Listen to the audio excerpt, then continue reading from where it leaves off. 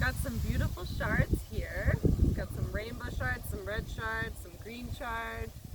And these chards are commonly known as Swiss chard. Chard does not grow in Switzerland, by the way. I think it has something to do with an agronomist of some kind in Switzerland that developed these plants. Um, this is one of my favorite vegetables. It looks stunning on when handled properly and displayed on your wet counter. The combination of the different colors shows off the beautiful vitality and essence of the plant. I love this pink color.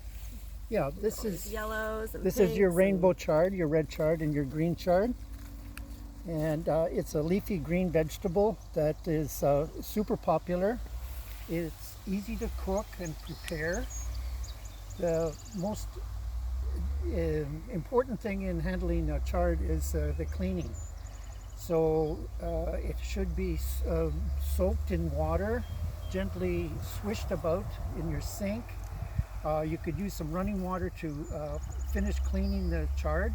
If not done properly, you're going to have quite likely sand and grit in your finished product. So we don't want that. It is slightly bitter, so when you cook it, that bitterness leaves. And the way I like to do it is sauteed with onions, and chard is really nice after maybe a couple of minutes of sauteing. That will do it. It's also easily steamed as well. You can use the whole plant. Sometimes people will cut the stalk at the bottom and cook that separately. But if you like, you can just cut it into small pieces, and you can cut along the rib here and here to just retain the leaf portion. But you can also cut the stalk to make a beautiful dish as well. You know what I've seen is when you just kind of shave this too and cut it here, and you can use it as a wrap. Oh yeah, Yeah. definitely, yeah. Yeah. Very versatile like that. Yeah, that's wonderful. And then what about, speaking of cutting, do you need to do any cutting in the store? Yeah, it should be cleaned up at the bottom, cut evenly, and sometimes these stalks will split, so you want to remove that for packing purposes and for display.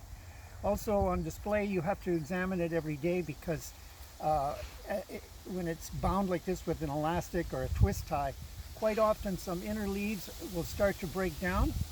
So you have to check for that. It's a tedious job, but it should be done every day. And then temperature storage. Temperature storage again is around at 32 for distributors. At retail, around 36 to 38 will be fine.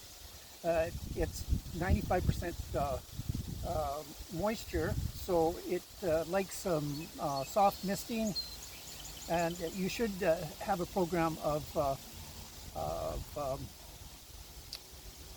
crisping, Yeah. a crisping program in place in your at retail.